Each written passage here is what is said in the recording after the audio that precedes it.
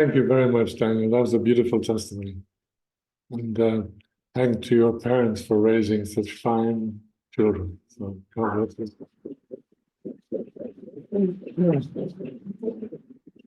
Anyway, it's nice to see so many faces here today, and especially a younger generation. I don't know most of you, because when I was living here, you were probably much younger or you weren't here. But it's a delight to come back and to, see the sincere commitment of people like Daniel to the ideals that, of course, we all cherish and want to realize. I had offered last week to share some testimony with PowerPoint presentation. I'll try to keep it as short as I can because you're probably tired. Do you want to stand up and stretch or something, or open a window? Or you're all right? You're all good? Okay, well, yeah. Anyway, if you need, you need to take a break or whatever. Anyway, it would take me way much more than time that I've got today, obviously, to share with you even some of my experiences. I've been following True Parents now. This year will be 51 years. And I joined at the age of 20. So do your maths and you'll understand my age. And it was the greatest decision in my life and the greatest blessing in my life to have met Principal, to have understood the whole providential process that's now going on. I was actually the fourth member of my family to join. 3 members of my family joined in 1972, then I joined in 73. I come from a family of 10 children, 5 boys and 5 girls. But the eldest child, the son, died at the age of 2, so none of us actually knew him. And then my eldest sister, who had also joined before me, she left to take care of my mother after our father died. And so basically there are 3 blessed couples from my family. My brother is in, I think you met him, some of you, he came here earlier this year. And he's a pastor in Long Island. And then my younger sister was for many years the national leader of Liechtenstein, from which is Tara here? No, she's in. Anyway, she's blessed to him, so that's wonderful. I have driven through Liechtenstein without even noticing I had passed through it. But anyway, I did stop long enough to actually meet. I have a picture together with the prince, the duke, rather. We met and talked and conversed about our 2 little countries of Ireland and Liechtenstein.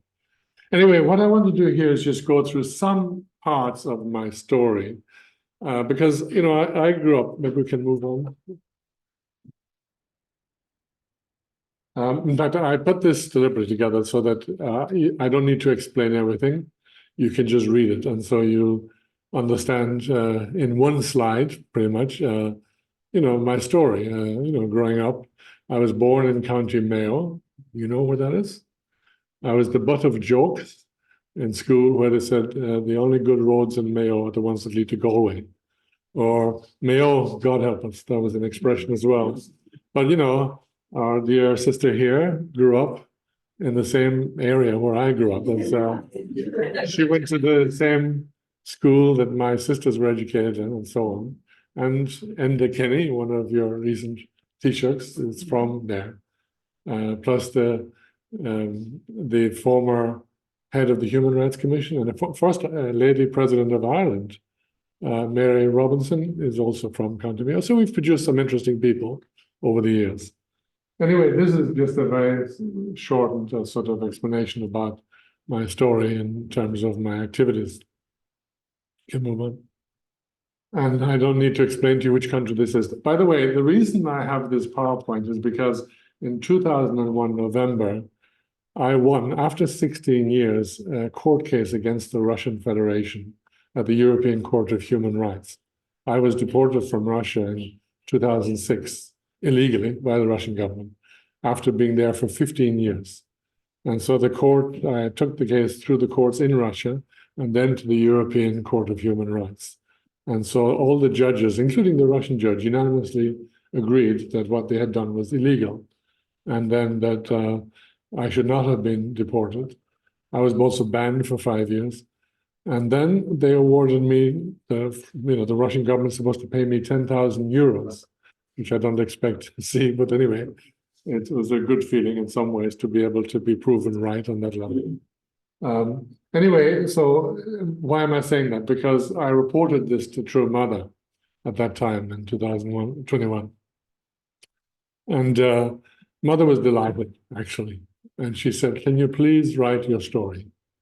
So then I prepared, actually took 18 pages of text and some pictures thrown in to explain, in a shortened way, my church history. And so this is why I prepared eventually this PowerPoint, because a lot of people have asked me who know that I've been around the world, can you write your autobiography or tell us your story? So I got so many requests, I decided, okay, I'll try to put it in a succinct way on a PowerPoint. And then it's, of course, more easy to share it with others. So thank you, Eli, I know he's downstairs up to his elbows in cooking, right? And so thank you, Eli, for allowing me to say a few words today. Anyway, my parents, this is their wedding. Now, they don't look like a happy teenager couple, do they? They're already quite old, as you can see, and they still managed to have 10 children. So my mother was extraordinary. She was pregnant probably most of 20 years after the age of 30. So, and I grew up in County Mayo, as I say, in this area here. Next. So how old was your mom? She was still married? She was close to 30, and my father was around about 10 years older. And I'll explain the reason why they married so late. There's a reason behind it. So this is the farm I grew up in. We were surrounded by the perfume of pigs. This is the pig home. The cows were here.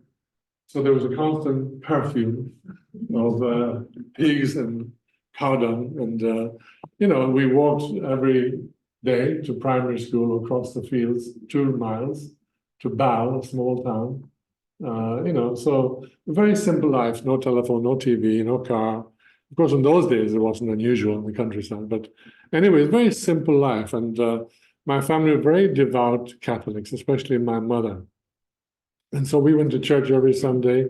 We prayed before meals. We prayed the rosary every evening, which I hated because I would rather be outside playing football. But anyway, we were steeped in religion, basically. And from the age of 13 to 18, my older brother, me, and my younger brother, Tom, whom you met, we went to a Catholic boarding school in Ballinasloe, St. Joseph's College, it was called at that time. It was run by the Diocese of Clonfert.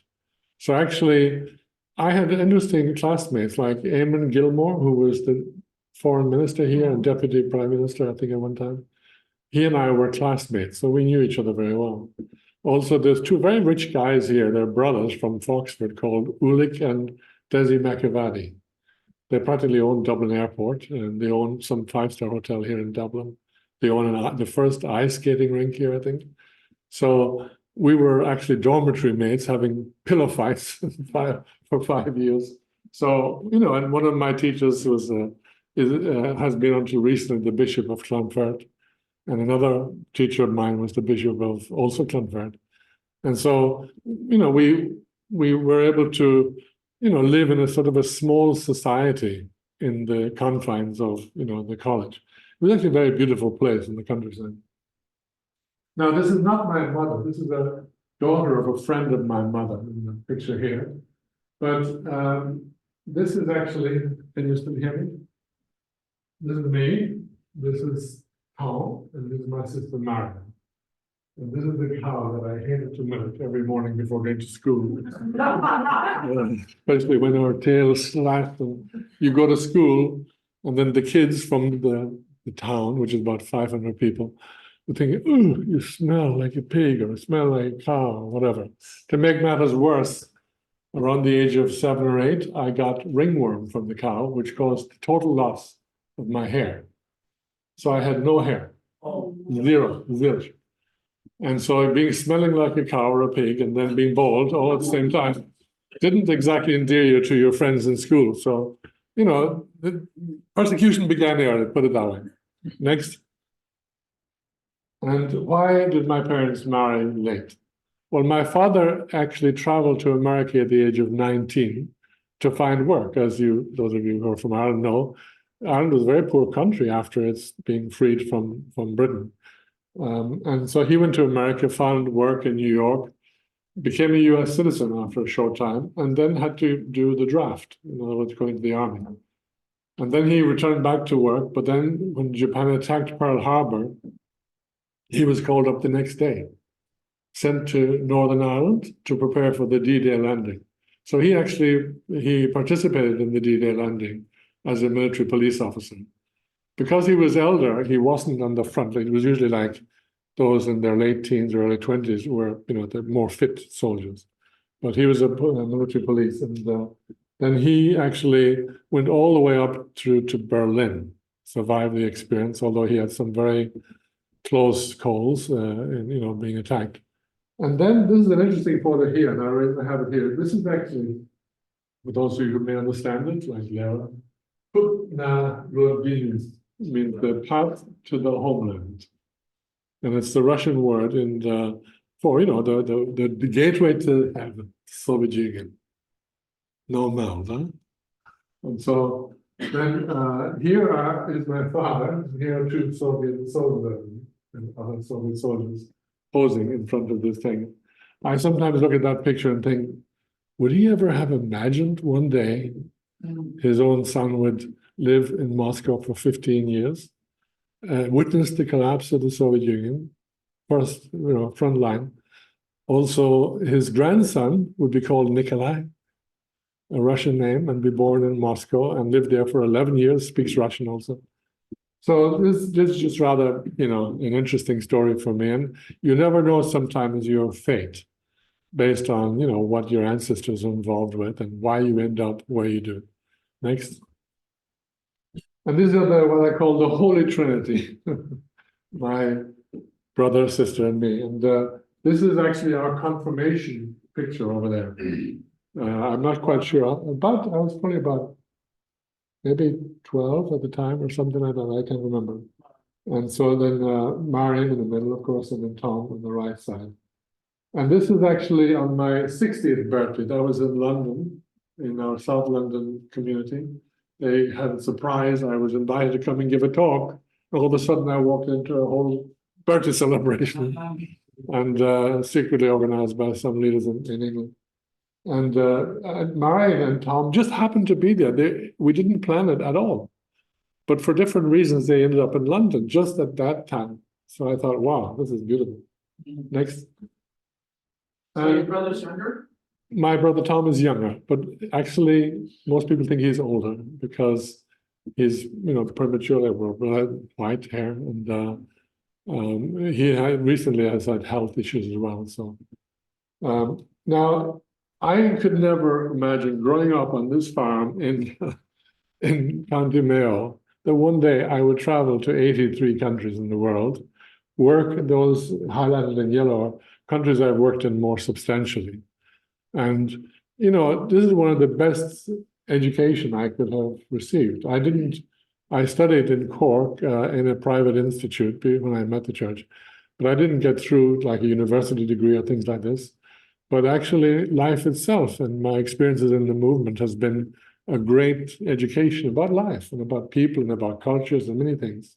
A few languages also here and there. So this actually, for me, was a great experience. I have had the experience of, being in places like Singapore quite a few times. And then next day I'm in Calcutta or I'm in Dhaka, Bangladesh or somewhere else. And to see the differences between the different economic and political systems and situations and realizing how different the world really is. And it helps you to understand what are you dealing with. We can easily talk about in an idealistic way restoring the world. But what does it mean in practice? What does it really mean? What do you have to change? What are the systems? What are the injustices? What are the economic circumstances and so on? And how do you change the world? So it was, to me, an eye-opener. And I realized that in the West, we don't really grasp the enormity of the task. And we should understand. Next. One of the jobs, and I'll talk about it a bit more, I was appointed in 1988 by True Father to a job as an itinerant worker in the Asia region. That means South Asia and Southeast Asia. It was about 15 countries from Pakistan all the way down to Indonesia. So I spent about a year and a half traveling. Literally, I would travel every few days to a different country. There were times I woke up and I actually had to remember, where am I right now? Is it India or is it Pakistan? That was the kind of situation because of all constantly traveling. And this was a very special experience, which helped me also to really understand the world a lot better. And even within our movement, I could see there are many differences in the different countries and cultures and experiences. So I felt it's very important to, again, even have that understanding if we're going to be a leader within our movement, to understand the scope and the wide range of our movement. Next. This is in Penang, by the way, in Malaysia. So these are some of the countries: India, Malaysia, Nepal. One of my favorite countries, by the way, is Nepal. It's a beautiful mountainous country, and Mount Everest part of it is inside Nepal. The other part is in China. Then also Pakistan.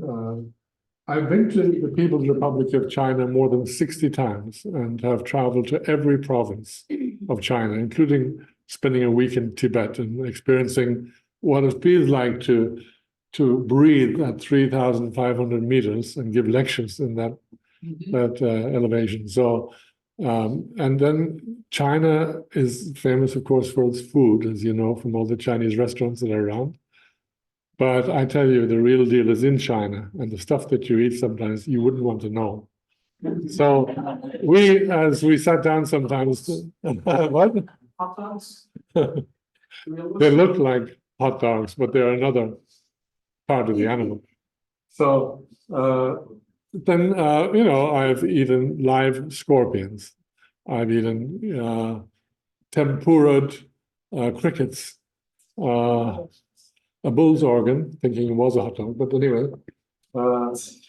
Then I've been to the Philippines many times as well. So basically, when you go around and you experience all those things, it really, you get a really kind of a good understanding about, God's children are very diverse. It's going to take a lot of love and a lot of patience to be able to bring them all together. And that was a very valuable lesson. Next.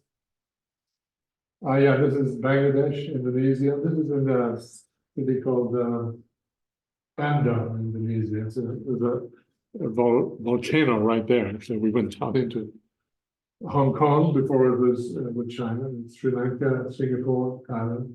Singapore, of course, is the most perfectly operated city-state in the world. It's like you have Hong Kong, also similar, but Hong Kong is pretty rough compared to Singapore. And to be able to see people living in a really well-organized, very prosperous place, and then within hours to end up in somewhere like Dhaka, Bangladesh. I also wanted to meet Mother Teresa because, of course, she is one of my heroes. And I had an appointment to meet her, flew to Bangladesh, but unfortunately on that very day or the day before, she had to go into the hospital, so I couldn't see her. But I did visit her home, and I really felt the spirit of what she was doing. It was really an enormously beautiful place. I mean, it was in one way horrible because people were pretty much destined to die, but they were dying with dignity, and that was something really special about the way she treated people. Next. Well, a year after snorkeling in the Maldives, by the way. You know the Maldives? It's an island nation south of India. It's basically coral reefs, and they're islands. I went there with a Japanese missionary from Sri Lanka, I believe. And I remember a year later, I was thinking, back when I had moved to Moscow, where was I a year ago? And I think, I was snorkeling in the Maldives among beautiful fish in the beautiful tropical heat. And here I am sitting in Moscow, freezing, waiting for somebody to call me from the United States because you couldn't call out. So it's like, again, another contrast in experience and in life, and a much bigger challenge, I can say. So I then moved to Moscow in 1990, and I didn't expect to stay there so long, but I stayed there for 15 years until I was, as I explained, I was deported and then banned for 5 years, but then I've been back there now many times since then. I get every year, 1 year multiple visa entries to Russia in the name of Unification Church of Russia. So they have not touched our church, actually, and allowed us to do our work normally. Next. So here I am in my office in Moscow. Renee, my wife, actually was visiting me from her comfortable office in the Washington Times. She worked for 9 years at the Washington Times. And I was sitting in an office in Moscow. Now, that phone looks okay, but the problem is you couldn't dial almost anywhere. And we were sending hundreds of students, actually, to America by, according to True Father's direction. And then what happened here was you had to wait until America called you. So I often sat there until 2 or 3 a.m. in the morning. Then if I had to send a list of names, sometimes 10 pages long, with the list of students, there was no email at that time, no mobile phone, no normal phone to call even, and no fax machine. So I had to go to a hotel where there was a business center and send, each page cost $10. And I would have 10 pages, so $100 just to send a list of students to America. Anyway, it's a long story, and very involved story. Next. Our son was born there. We were so proud, and that's another whole story, which maybe another time I'll share with you. He took his first steps on Red Square, and you can see there. And okay, moving on. And now Russia. So we started off with a small office. Today we have a 2,500 square meter building with an auditorium which can seat 500. And so these are two of the bigger Chunbo events in 2019. This was just last November. Brothers and sisters are very devoted there to the Chunbo Providence. And I can say, and Lera can confirm, we have about 900 second generation just in Russia alone.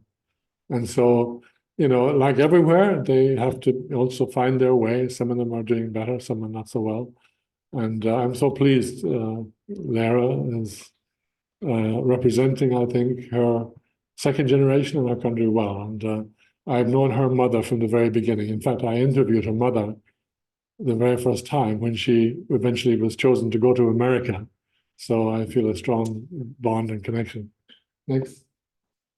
And our church was founded, even as Vice Minister presented our documents. This is me here with Boris Yeltsin right after the coup against Gorbachev. So I feel like a little bit like Forrest Gump, being in certain situations, certain times. And this is me standing in front of the KGB headquarters after the KGB had collapsed. So after you were kicked out of the country? Maybe that was the reason I got kicked out of the country. And then giving lectures at our headquarters, which is just an apartment. Next. And then I went to China, like I said, more than 60 times and worked there to develop programs all throughout the country. So that was a very special experience. Next. Now my responsibility covers 18 countries from Russia down to Albania.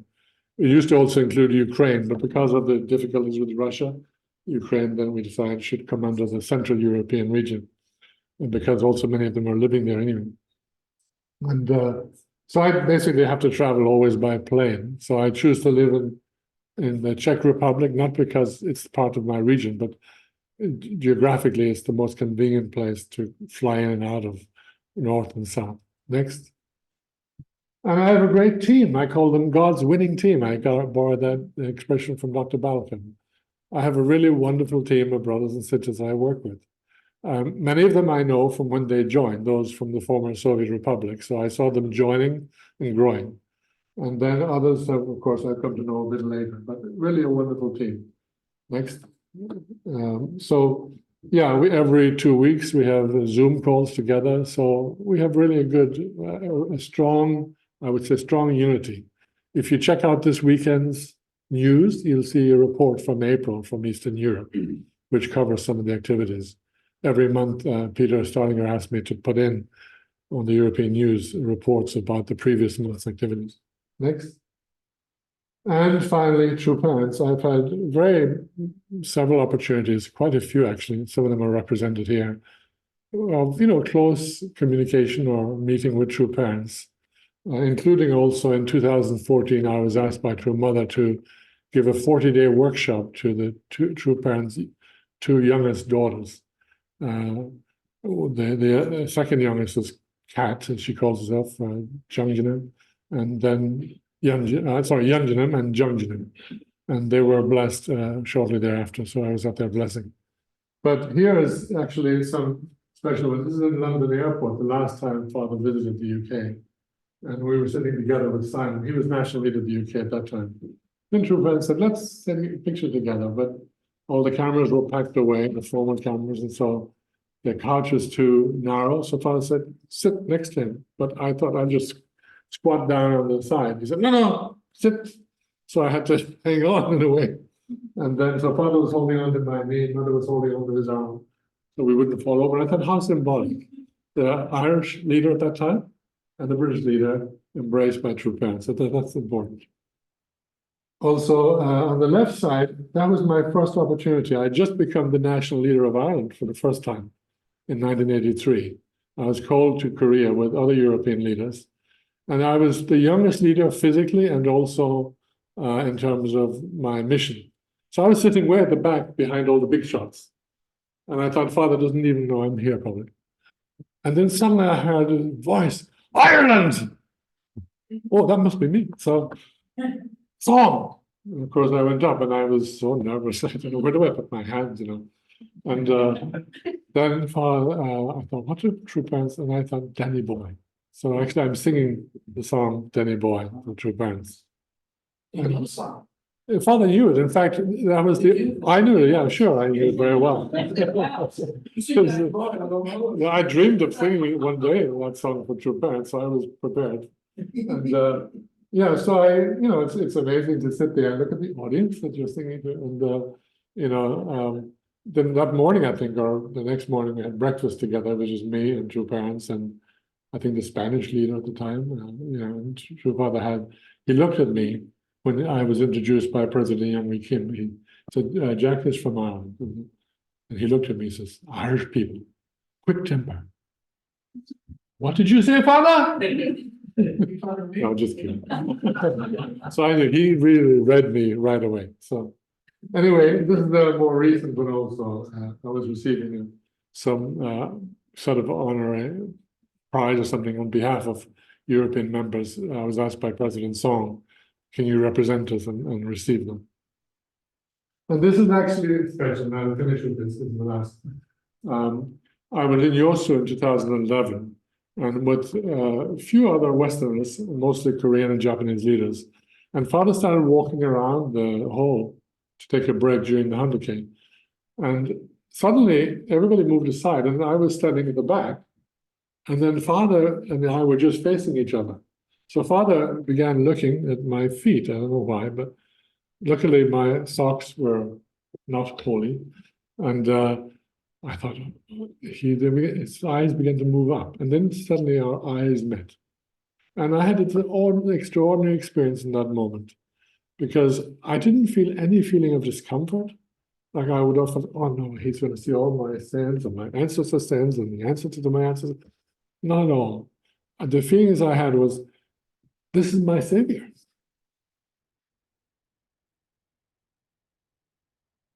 He lived and died for me, wretched me. So it was like my amazing grace moment. And then he grabbed me around the waist. I thought, what do you do when Messiah grabs you around the waist? Well, you grab him around the waist. Well, I actually did that. You cannot see it so clearly here, but I had my arm around his waist. And I got the feeling he's my best friend also. Like Jesus said, the greatest love you have as a friend is to give your life. And that was my experience. And the last time I had physical contact with True Father, because of course, later, Father, a bit over a year from there, Father passed to the spirit world. So anyway, I'm very grateful that I could have such experiences. And it's, to me, it's been really a dream come true. Next. And guess where this is? Yeah, so there's a beautiful. Thank you.